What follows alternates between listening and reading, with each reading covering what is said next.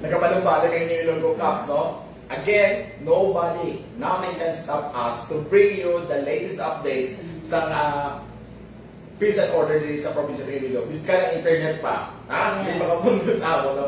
We will wait until the internet is connected para i-continue naman ang pagdala sa inyo sa mga mahit na balita sa atong programa ang ato sa IPPO, ang Kapi Kag Balita.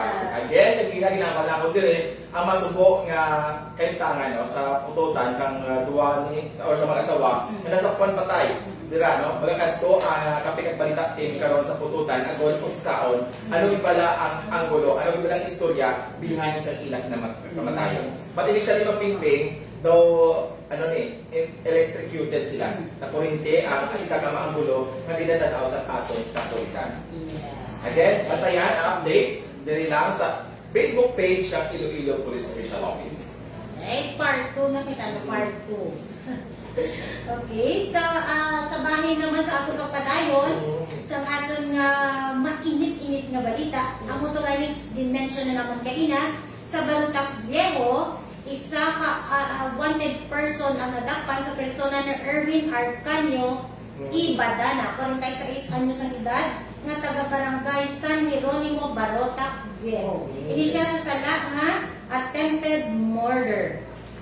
Kampiara siya nga bail recommended niya 120,000.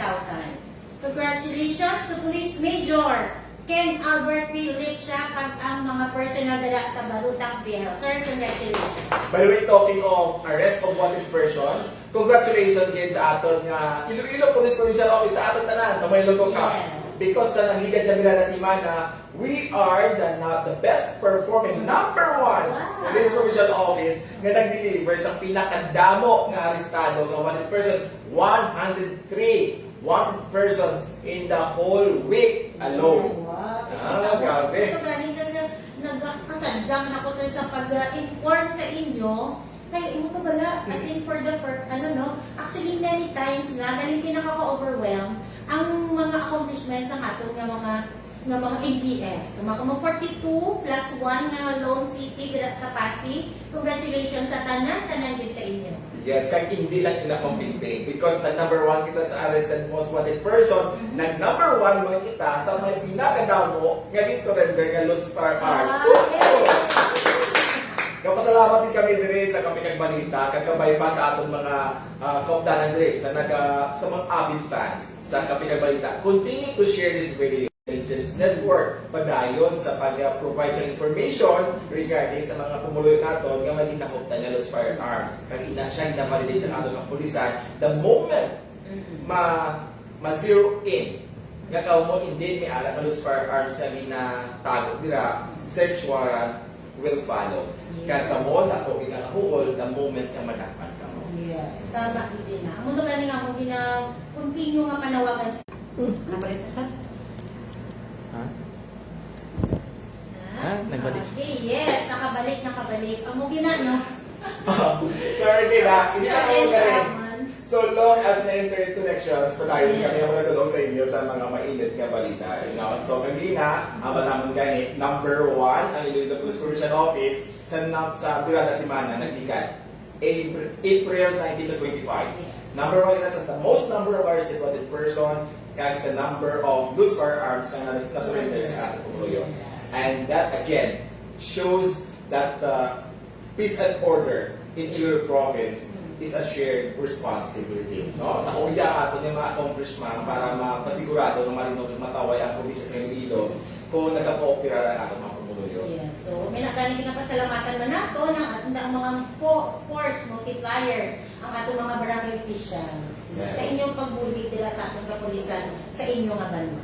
Galing kita pasalamatan naman maraming ang feedback sa mga media practitioners natin sa city kag probinsya sa Iloilo nga ginadayawin nila ini ang programa ang Kapi Kag Balita nga nagadugang sa pagpalapdan sa mga information nga makabulig man encourage sa atong mga pumuloyo nga mag-participate to lift a finger in ensuring that Iloilo Province is a safe place to live, work, and do business in. No, kaga sa subok siguro I think yes, protesto tayo na check natin, no? Kaya basi pala useless, malang kita ikawakal, kaya why man kita naka-live, no?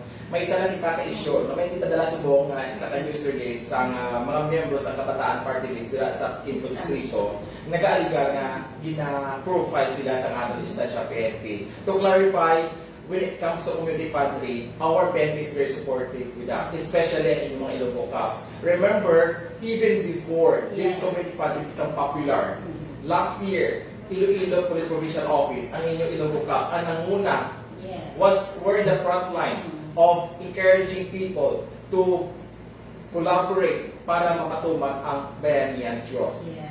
More than 4 million pesos worth of goods ang nag-gather natin last year para i-distribute paagi sa ating Bayanihan Kiosk. Sa subong, the same ang konsepto, community pantry. Community lang. Oo. Pero the same ang concept. Kasi ang concept, community pantry, barangay nihan, Bayanihan Kiosk, we are all just but one banana. Yes. No? Oo, importante na gabi niligay kita. Hindi ka lang yung pagtagaan sa iba Hindi niya siya. Hindi pagbalisyahan. Hindi naman siya. Kaya sa stansya, nagsita ng itong atong nakapulisan sa nagahiwa sa community pantry nga pinapangunahan sa mga kabataan dira. The very purpose was for our stansya PNP to set up also additional table sa ilang area para hindi na maglapda ang community pantry Isa sa lang ang natutuan, nagkatuan. isang tao, hindi na magsala, nakatupa sa piyak, makatupa sa piyak. Yes, the intention is para pangayo ko lang katahuran ang ating mga kapulisan dira kung sino ang nag-organisar. No? Kaya siyempre, bisa tuod na namin ang intention na mag-put up man additional table sa community pantry, pero we have to respect the first nga nag-put up dira. Yes, actually, ginadayaw ito mong gani sa atong dira ng PNP. Yes. Dira sa... So kung dito mangkot ka mo kung sino ang organizer, kung paano mag-contact, it doesn't mean na you're solely profiling. With that intention, kung ano yung halukan, to give your information sa ating mga pumuluyot na nag-set up sa community pantry, ini mga basic information about us, wala kita halukan. Kung wala man tayo may ginatago nga motibo or wala pa tayo sa intention, nga iba yung intention, di ba? Nga to go against our government. And basically, putting up a community pantry is really commendable. That is an expression of our spirit, of our innate nga Filipino values, hindi ito mga bayanihan. So why interpret in the way na gina-profile ka mo? After all, ang ginatago, you have, tamo kang pamangkot. Kung wala ka mo ginatago, mahal ko ka mo, mapamangkot ang pangalan niyo. Di ba? Normal lang na pala yun na pamangkot ang pangalan. Malay nyo, i-comment pa ka mo, i-ano ka mo, i-introduce ka mo sa atong LGU, mga mga kabataan. I-ano ba lang, pag-ilubon man sa iba na kabataan, o di ba? Baka yung ganyo pa na gani In fact, ang ato niyang Philippine National Police from the national headquarters down to the municipal level, encourage na mag-up kita sa directory sa sining mga organization na nag-bulig sa atong komunidad. Why? Because it will be easier for us to contact you for collaboration. Yes. Sa sining timpo sa pandemya, collaboration project is a must, is encouraged.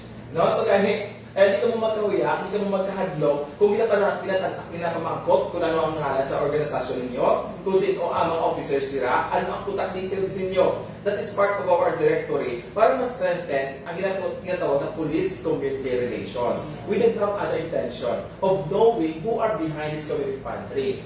And I tell you, the Philippine National Police is always generous in recognizing people, organizations, sa nga nagabulig sa aton nga komunidad. Yes, kung nakita nyo man galing sa mga post man natin dira sa aton nga Iloilo Police Provincial Office. Sa aton nga mga pumuluyo. Pag makita pa ginatan isang pumuluyo, kung may pulis na, may kabataan, may advisory council, di ka sadya lang, pag maging safe pa ka mo kay delivery na ang inyong dapat security guard.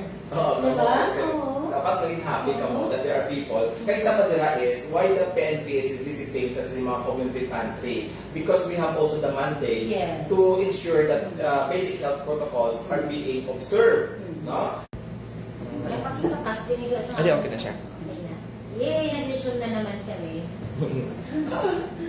Ang maginiyang challenge ni Samon dali sa Kapikang Balita, ang amon nga technical glitch. Yes, no, but again, we repeat. We repeat it again for the second twice. Grabe nga, no? Wala sa intention na tungkol sa ninyo.